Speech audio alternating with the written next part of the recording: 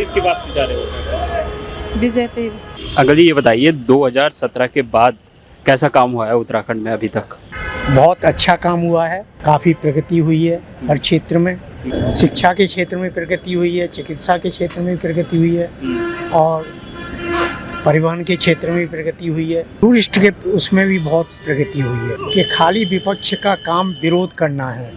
उनको शायद ये प्रैक्टिकली ये पता नहीं है कि ये जो युद्ध इस समय चल रहा है अमेरिका, ईरान और ये सब, उसके कारण जो है कितना जो है क्रूड ऑयल की कीमत कितनी बढ़ गई है।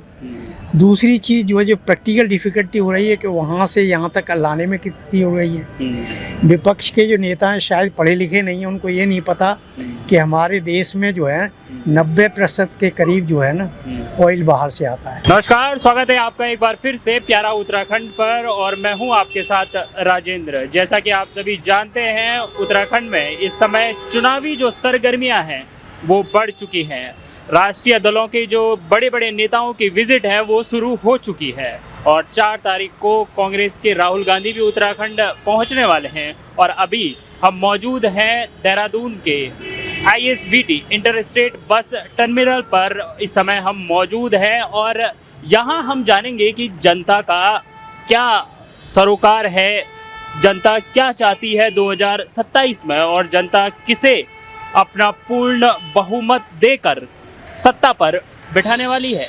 आइए बात करते हैं यहाँ की जनता के साथ। अच्छा आंटी जी बताइए, बताओ 2017 के बाद उत्तराखंड में क्या क्या बदलाव आप हिसाब से हुए कि मतलब कुछ विकास हुए कि नहीं हुए, आम जनता बीजेपी काम करी कि नहीं करी, और 2027 में चुनाव भी होने वाले तो क्या लोग कि जो गढ़वाई लोग चिन्ह या कुमाऊनी लोग चिन्ह जो भी उत्तराखंड तमाम वासी चिन्ह वो के वापसी चाहना?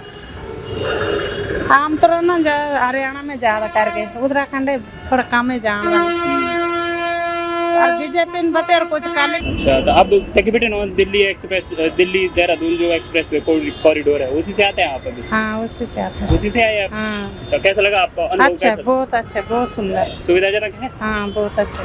ठीक है, 2027 में किसकी वापसी जा रहे हो? बीजेपी बहुत अच्छा कर रहा है। बीजेपी की वापसी। अगर ये बताइए 2017 के बाद कैसा काम हुआ है उत्तराखंड में अभी तक? बहुत अच्छा काम हुआ है, काफ़ी प्रगति हुई है हर क्षेत्र में और विशेष रूप से अगर आप किसी खंड में जानना चाहें, क्योंकि मैं सरकारी अफसर हूँ रिटायर्ड और कुछ संस्थाओं से जुड़ा हुआ हूँ, तो शिक्षा के क्षेत्र में प्रगति हुई है, चिकित्सा के क्षेत्र में प्रगति हुई है और परिवहन के क्षेत्र में प्रगति हुई है। उम्मीद तो है और कम से कम मैं ये इम्पार्शली मैं कह सकता हूँ कि इन 10 साल में उत्तराखंड में काफ़ी प्रगति हुई है ऑल राउंड। विशेष रूप से कुछ काम जो हुए हैं उनमें से शिक्षा के क्षेत्र में काफ़ी काम हुए हैं। इंडस्ट्री भी बहुत लगी हैं। पहले कभी आज से 20 साल के आसपास जब मैं यहाँ था, क्यों मैं इंडस्ट्री डिपार्टमेंट से बिलोंग करता हूँ गवर्नमेंट ऑफ इंडिया, तब यहाँ उतनी इंडस्ट्री नहीं थी, इतनी इस बीच में लगी है। इससे रोज़गार के साधन भी जो है ना काफ़ी बढ़ रहे हैं। ये इस मामले में यहाँ भी है, जैसे अलग से एक सिटी बना दिया है देहरादून में, सिडकुल का मतलब सेलाकुई से आगे, तो वहाँ सब जो है बड़ी बड़ी इंडस्ट्री काम कर रही है। टूरिस्ट के उसमें भी बहुत प्रगति हुई है। मुझे एक बात आपसे जाननी थी, अभी जो विपक्ष है वो महंगाई और जो पेट्रोल के दामों को लेकर है वो लगातार जो सत्ता में बैठी जो सरकार है उसे घेर रही है, तो इस बात पे अगर कैसे? मैं इसको ये मान के चलूँगा कि खाली विपक्ष का काम विरोध करना है। उनको शायद ये प्रैक्टिकली ये पता नहीं है कि ये जो युद्ध इस समय चल रहा है अमेरिका, ईरान और ये सब, उसके कारण जो है कितना जो है क्रूड ऑयल की कीमत कितनी बढ़ गई है। दूसरी चीज़ जो है जो प्रैक्टिकल डिफ़िकल्टी हो रही है कि वहाँ से यहाँ तक लाने में कितनी हो रही है। विपक्ष के जो नेता हैं शायद पढ़े लिखे नहीं हैं, उनको ये नहीं पता कि हमारे देश में जो है 90% के करीब जो है ना ऑयल बाहर से आता है।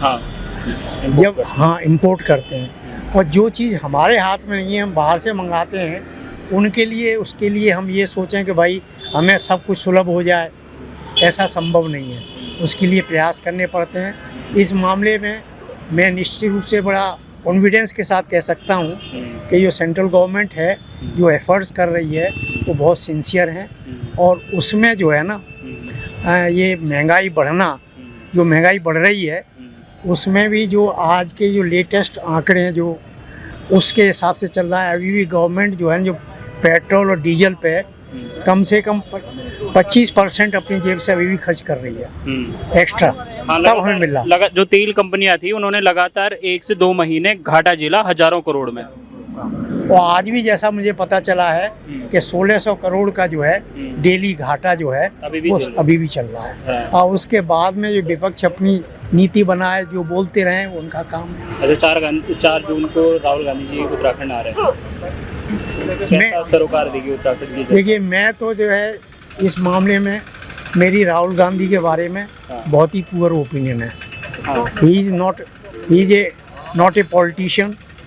वो कहना चाहिए कि he is a son of a king, ex king, late king of India.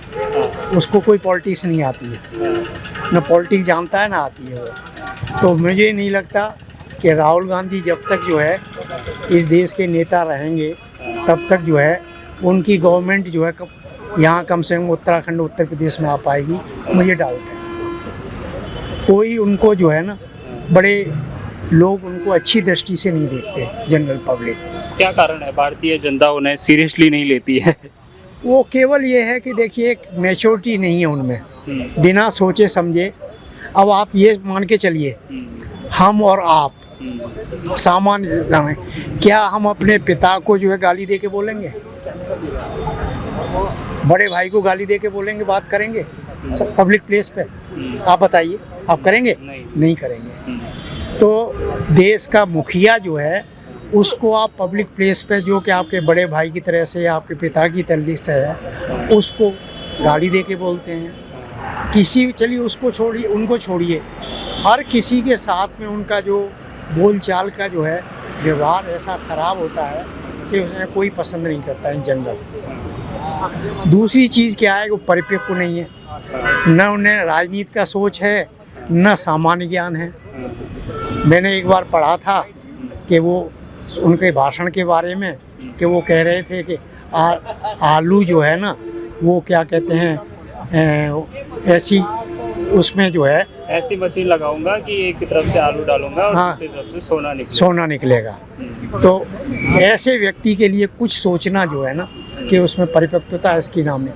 जहाँ तक यहाँ के कांग्रेस लोग वाले लोग हैं वो उनको अपना लीडर मानते हैं, कोई उनके पास कोई ऑल्टरनेटिव नहीं है इसलिए मानते हैं, अदरवाइज में कोई सोच नहीं है, कोई समझदारी नहीं है। उनके कंपेरिजन उनकी बहन में तब भी थोड़ी समझदारी है, बातचीत करने का तरीका भी आता है, परंतु उनमें कोई समझदारी नहीं है, कोई इनको यहाँ सीरियसली लेता है।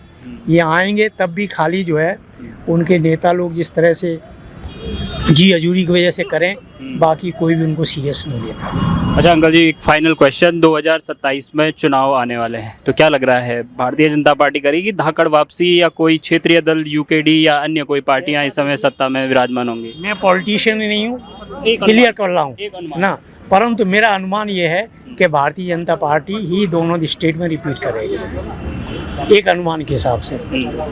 क्योंकि ये जो है ना राजनीति शुरू होती है टॉप से, यहाँ पे टॉप में ही कुछ नहीं है तो फिर कहाँ शुरुआत होगी। और दूसरी चीज़ है कि इन दोनों स्टेट्स में बहुत कुछ काम किया है।